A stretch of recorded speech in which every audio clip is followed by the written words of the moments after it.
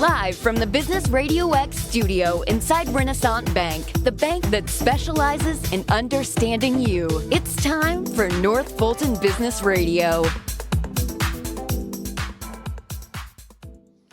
Hello again, everyone. Welcome to another edition of North Fulton Business Radio. I'm John Ray, and folks, I'm excited about this one. Brooke Wheeler is with us. She is the founder of Restoration Talent Solutions, and she's going to help us figure out how to manage and improve our recruitment process for talent. We all need that help. We'll get to Brooke in a moment, but I just want to remind you that we are broadcasting from Renaissance Bank in beautiful Alpharetta, and if you are fed up with the mega bank experience of automated voices and chat bots and all manner of attempts to keep you from talking to a live person. It's amazing the fences they throw up at these bigger companies. Renaissance doesn't play that game. Here's their management philosophy. They want to be big enough to handle pretty much any need you can throw at them, to have those capabilities, service capabilities, but they're small enough to deliver those services in a personal way. But this branch, they answer their own phone, and they do it all their locations. So go to renaissancebank.com to learn more, find out more about what they're up to and the offices near you. Give them a call. Be in touch. I think you'll be glad you did. Renaissance Bank, understanding you, member FDIC.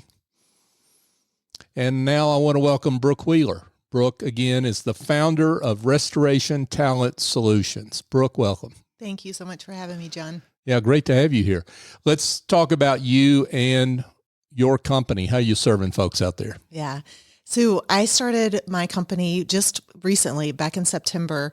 Restoration Talent Solutions is very personal to me. It's a fractional talent acquisition company, which I don't think fractional is a new word, but it seems to be the new buzzword. But what that means is that I'm able, my past career was in corporate talent acquisition. I was a vice president of talent acquisition for a growing fintech company and was unfortunately downsized. And after some dreaded time in the job market, I decided if I'm going to hustle this hard, I'm going to just build my own company. Restoration is very meaningful to me because of that. And it's been very freeing to create what I know I can do and what I'm great at. So as a fractional talent acquisition, I'm able to help companies build their own internal recruiting departments or recruiting functions. I don't want to scare anyone off with a full department, but it can be just a little bit of work, but to get some more structured processes in place for their hiring, to understand what it means to have a candidate experience, an employer brand, so I can jump in and be on demand for them to help them on a retained basis, an hourly basis, and help improve their hiring and attraction of new candidates. Yeah, that's fantastic. I want to get into several of those details that you offered there, but let's talk about you. First, you talked about being in corporate. I guess you were in corporate for quite some time. 15 years. Okay. Yeah. And talk about why recruiting and talent development for you and talent acquisition. How did you get into that work, and what lights your fire about all that? It's all about the people. Yeah. You'll learn I'm an extrovert, and that certainly has been the fun part of it. But like a lot of recruiters, I fell into it right out of college. I started in a legal recruiting search firm, and I had to cold call attorneys all day, every day. So wow, you survived. I did. I survived. And I was like, this is fun. It made me realize I can do hard things, because cold calling is not for the faint of heart. And I had You thought that was fun? Oh my, yeah, I did. Really? I really did. It was what was fun about that? To try to find ways, because this was, I might have to age myself. It was really at the beginning of using the internet to find people outside of a phone book. And so it was doing research and trying to find who are the top attorneys that I want to call at this level. And I had a boss that I didn't like it at the time, but she would force me, you can't leave the office until you make something good happen today. Because, of course, when you're cold calling, a lot of people say no or hang up or why are you calling me? Take me off your list. And that was, I think, a lesson that I've kept with me just to remind me that you can turn your day around. I like So that. I didn't That's a like good it at the lesson time, for all of of us. course, right? Yeah. That's a good lesson for all of us. Yeah. Yeah. Well, so you got into this, you fell in love with recruiting and talent acquisition and developed it over a corporate career. I did. I moved into corporate, meaning I'm an in-house recruiter dedicated to one company. Mm-hmm. And I found some amazing HR leaders that really mentored me, helped me know how to help create and upgrade a recruiting department. And I liked being able to look at the full picture of a company. What's your brand look like? How are employees engaging on a regular basis? And what type of person would thrive in this business? And again, it's all about the people. I could talk to people all day long. I might take over your job when you're ready to retire. And I love interviewing people and making sure that their goals match the company's goals and putting those two together. It's a matchmaking for employers. Let's talk about this, the difference maybe between having an internal recruiting function that's focused essentially on one client, right?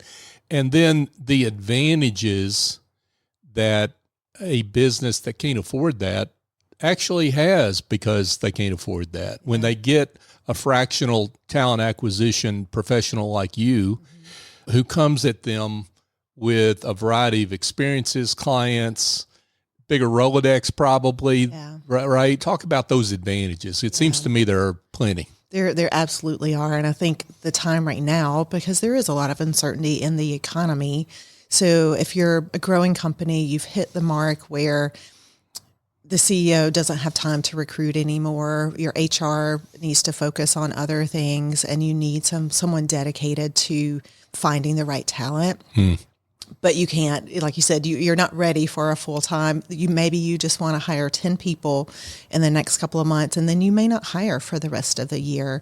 You don't need, it doesn't make sense financially to have someone full-time at that executive level. So I'm able to come in and bring like you said, my 25 years of experience in building recruiting departments and recruiting for thousands of different types of roles and be that on-demand expert for you for that short amount of time. I can bring my own tools. I know, although everything changes in AI on a daily basis, but I have some tools in my toolbox that maybe you don't want to pay for. LinkedIn Recruiter is a huge expense for a lot of businesses, one that doesn't, something they can't budget for. And that is LinkedIn Recruiter helps us find more candidates. It's a secret trick of all recruiters out in the world right now. Yeah. But I have skills in sourcing and, like I said, finding that exact right profile that works for your company, because what works for one is not going to be the right candidate for another. Well, and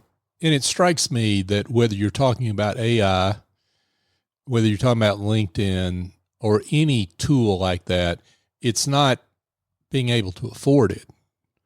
It's knowing how to use it effectively. For example, AI is all in the prompts. You've got to be able to ask the right questions to get the answers that you really are looking for. So that's really a lot of the value that you bring in is knowing how to use those tools, right? But also knowing that AI is a tool and it's not going to do the job that also a human really needs to be involved in for the right candidate experience, so that you're making sure that you're doing the right thing by the people that want to work for you. Oh, come on. I thought AI was the answers to all our issues. We can all lose weight and live better and longer. And, listen, ChatGPT knows me better than I know myself. That's for sure. I love it. Brooke Wheeler is with us, folks. She's the founder of Restoration Talent Solutions. Let's talk about culture. If there's a word that's used over and over again, and so much so that we don't even know what it means anymore sometimes, it's culture. But culture is important. That's why we talk about it, right? And it's important even for a small business. Right. Give us your thoughts about showcasing culture. The number one thing I want to say about culture is you don't create culture. Culture creates itself. And I think so many companies go in with the mindset that, we want a culture of blah, blah, blah, inclusivity, which of course is a good thing. But you really have to take a look at what is my company culture, and then how do I showcase that versus making up and being fake. I think authenticity is the number one thing we want to be when we're showcasing our company. As a small company, you probably don't have a huge marketing budget, and you don't need one. There's a difference in an employer brand, brand versus your marketing brand. Right. And that's authentic. That's something that you can just hand your employees a cell phone and have them do some videos of their day in the life, and all of a sudden you're showcasing your culture. It can be simple and easy, and you don't have to, certainly you can put as much money as you want to into it, but you don't have to. It's being authentic. It's showing up where your clients are and showing up where your potential employees are. I was just at a recruiting conference last week, and a friend told a story. So this is a secondhand story, but he said there was a huge company. It was like a manufacturing plant, and someone showed up on their first day and knew where everything was. And his manager was like, how do you know where the fridge is or something? And he was like, oh, I saw it on your Instagram, so-and-so, or TikTok, so-and-so was doing a tour of their day. And it makes someone engage from day one in your culture and what you're doing. So it's small things. That's authenticity, number one. And employer branding, you brought that up. And how important is that for a small business? It shows who you are. And I think sitting down and defining that is an important part. As myself now, a small business owner, you're trying to do so many different things. And maybe like me, you've never opened a business like this before. And so really sitting down and putting some thought into what do I want to say about what it's like to work here, and who do I know will work well in this environment? Because there's a certain profile for every company. Right. What works for one is not going to work for the other. So really putting some thought into that self-reflection. Yeah. Wow. Let's talk a little bit about those business owners out there that are struggling to find talent. This is like an old story for several years now, that talent acquisition, even talent development within your company is an issue, but that's a whole nother topic, right? Talent acquisition, just talk about the issues that you see, whether we're still in a talent deficit, and what advice you would give business owners about talent acquisition. Yeah. It's a tricky space right now because there are thousands, hundreds of thousands of people on the job market.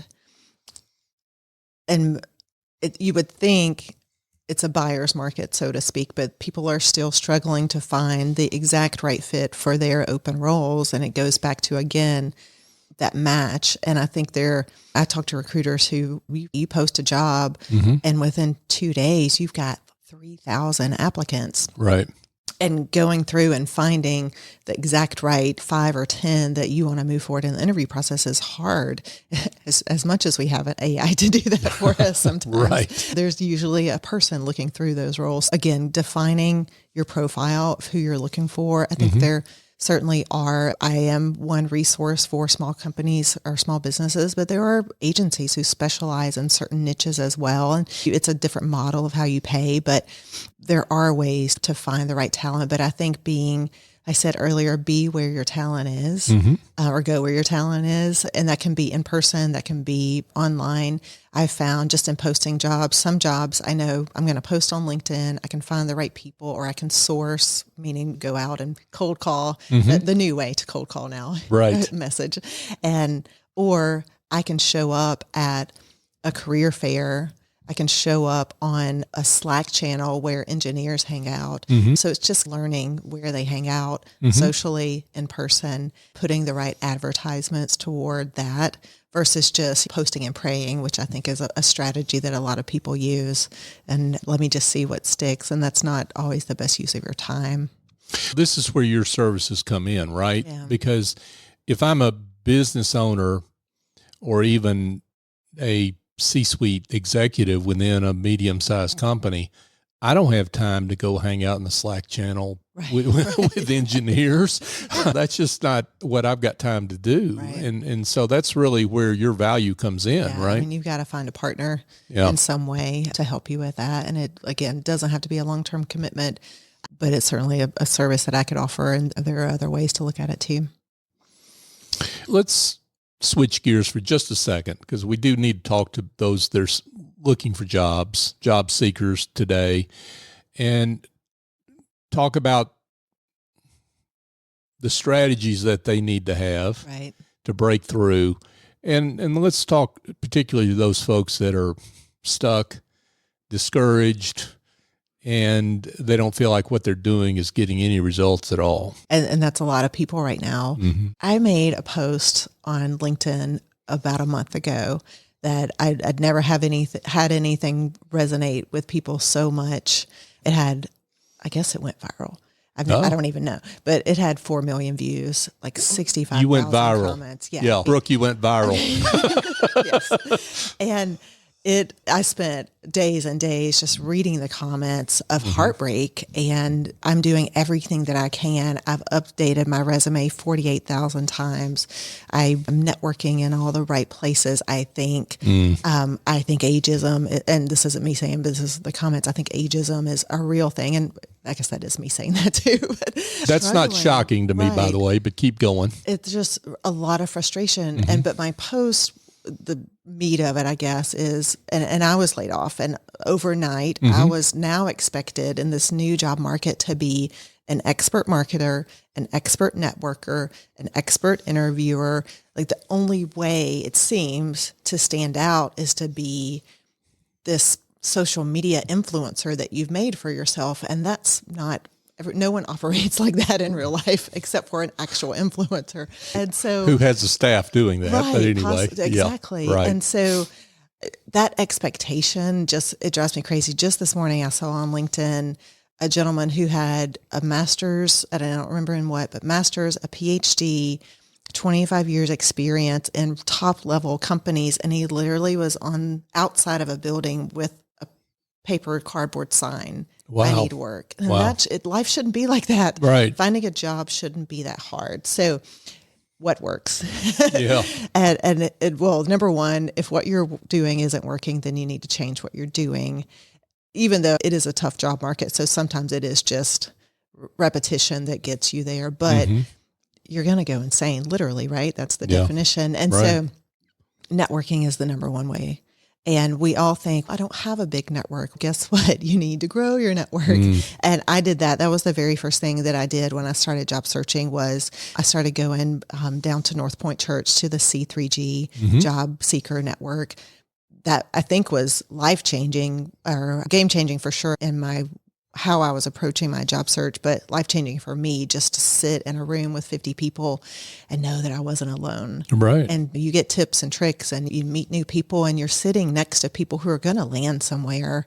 And what if they take you with them? Yeah. So I highly recommend C3G for all job seekers in Alpharetta. Yep. But also, it is building your network, is finding where to spend your time. Yes, you need to do the basics of optimizing your LinkedIn profile, having a good resume. Please don't spend thousands of dollars on your resume. Just call me. I'll be glad to help. And having a coach. I have been doing career coaching this year. I did tons of free. And at some point I was like, maybe I should add this to my business. And it's been interesting. I have a lot of men and women. My heart goes out to more of the men, because they're like, my wife can't hear about this anymore. And it's been interesting to coach a lot of men who are supposed to be the providers, if we want to get in the nitty gritty of that. So I'm able to give them just a sounding board and use my 25 years of recruiting experience to let them know, hey, on the other side, when you say this and this, and when we do interview coaching, this is how it's taken, and this is how you could change that. But I'm going to go back to my official answer: networking, and meet more people, and make sure everyone in your radius and outside of your radius knows you're looking for a job. So it's still true, from what I hear you saying, Brooke, it's still true that most people, the vast majority of people, the way they find a job is because who they know. It's not because of they guessed right on the algorithm or whatever, right? Yeah. And it's that there's a negative mentality around who goes, they got in the door through nepotism. That's not true. It's who you know that can help you get a foot in the door, and you have to meet those people every day. Yeah. New ones. And a lot of times it's the looser connections, right? It's not necessarily your best friend. We could go on more on that. Maybe we have to have you come back and talk more about that. Right. But let's talk about the types of clients you work with. Okay. Yeah. So I think if I'm writing a perfect client, they're probably at the 50 to 200 employee mark. They have been doing some hiring. Obviously, they have maybe an HR person doing the recruiting, the CEO doing the recruiting, and they know that it's time to get some structure in place. So that's really going to be my ideal client. I've been in fintech. I worked with LexisNexis and data and analytics. So I can recruit for almost any role. Don't test me on that. I'm kidding. Test me on that, please. Okay, yeah. But I think that's ideal. But that doesn't mean that a smaller company who just needs one hire, I could also work with them. It would just be on a smaller scale, a smaller structure. I can't be everything to everyone, but I think that someone who's ready to grow and ready to take their recruiting function to the next level. So when a company like that gets in touch with you and says, hey, we need help, talk about how that conversation unfolds and the way you connect and dive into whatever their need is. Yeah. And so a sales call and then your actual first implementation call usually goes differently. Yeah. My job is to find out, like, what are you doing now? And why is that working or not working? And then use my knowledge and then just jump into, we can start small. Let's put an applicant tracking system in place. There are tons of free applicant tracking systems that take you out of an Excel spreadsheet or literally a pile of resumes, maybe. I don't know if that still happens, and what are just some small things we can put in place? And of course, it could go larger than that.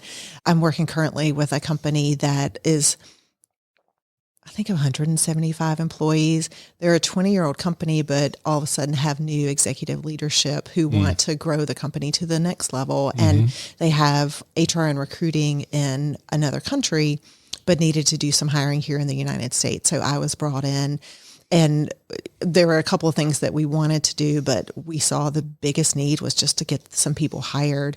And that's how the entire company was going to grow. In 3 months, I think we're coming up to 7 hires for them in 3 months. I worked really as an embedded in-house recruiter for them. And I'm so proud of that, because now we can knock that off or get that off the list, so to speak. And now I'm moving forward with, okay, now that we've worked for 3 months, what worked and what didn't work in the structure that you had in place for recruiting, and how can we document that and then optimize it even more? So that's going to be the next month that I work for them. It's making sure I leave them with everything out of my brain that I created, so that they can then take this on and move forward as a stronger company.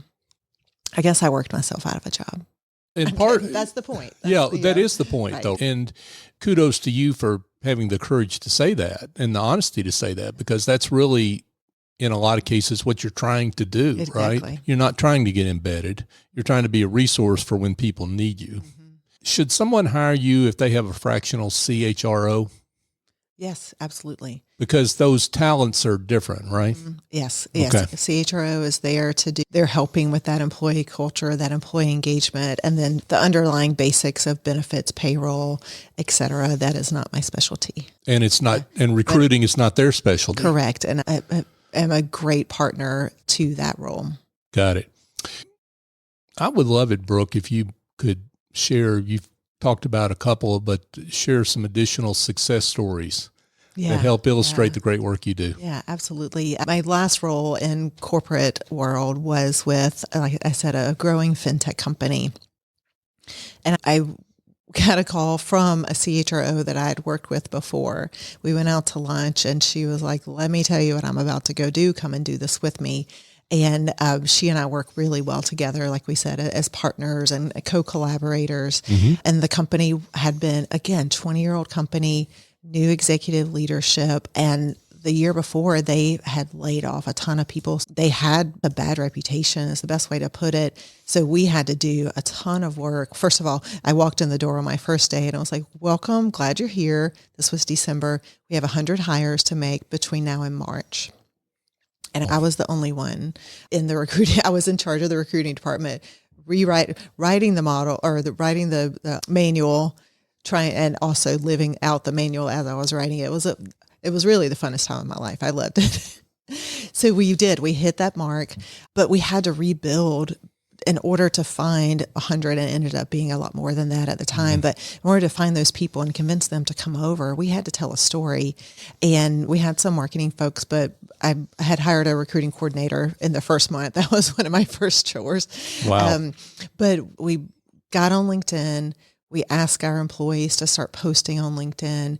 We built a life page with just pictures of what we were doing. And we also have Glassdoor is another review, a page where you probably go and you can read reviews of companies. It was pretty bad when we started, and we did the grassroots and not forcing people to do reviews, but if someone came to us and was like, oh, I want my friend to work here, we're like, oh, you're a great person to go write a review for us on Glassdoor. So it was just that kind of grassroots building up of the culture, sharing the culture that I mentioned earlier before, and retelling that story of we're doing something really cool over here and you should come and work for us. Wow. So it was crazy chaos. But again, I loved every second of it. Yeah. Wow. What a fantastic story and what great work. Brooke, this has been terrific, and I'm just delighted we could shine a light on the great work you do. If folks want to be in touch, would like to know more about you and Restoration Talent Solutions, how do they get in touch? Thank you. This is so fun. Thanks. So my website is restorationtalentsolutions.com. I am on LinkedIn. Brooke Wheeler is where I am active the most. I do have a LinkedIn page for my business. I'm building an Instagram page for myself. More to come there, but that's Instagram Restoration Talent. Okay. But LinkedIn is where you hang out all the time, right? My direct email is brooke@restorationtalentsolutions.com as well. Terrific. Yeah. Brooke Wheeler with Restoration Talent Solutions. Brooke, thanks again so much for coming on, and keep up the great work. Thank you, John. Thank you. Hey, folks, just a couple of quick things before we let you go for today. If you are a solo small firm professional services provider and you sell your expertise, if you're a consultant, coach, attorney, CPA, bookkeeper, what have you, and you need help with your positioning, understanding your value, understanding how clients perceive your value. Those are two different things. Your business development and your pricing. I've got a book for you. I've written a book for you. It's called The Generosity Mindset, A Journey to Business Success by Raising Your Confidence, Value, and Prices. It's available where all fine books are sold, but you can go to thegenerositymindset.com to learn more and find out why you ought to buy the book. I just want to thank you if you're listening to this show, because you have supported us in so many different ways. Frankly, too many ways I can relate. This is show number 846, I believe, of North Fulton Business Radio. We're coming up on 9 years of doing this show, and we've only gotten this far because of you and your support. So you continue to like the show, share us on social media, send us great guests, and I'm so grateful for that support from you and so many of your friends and colleagues. So thank you, and help us continue, if you would, to be the voice of business in the North Fulton region and beyond by continuing to support us in that way, and know that I'm grateful for that. So for my guest, Brooke Wheeler, I'm John Ray. Join us next time here on North Fulton Business Radio.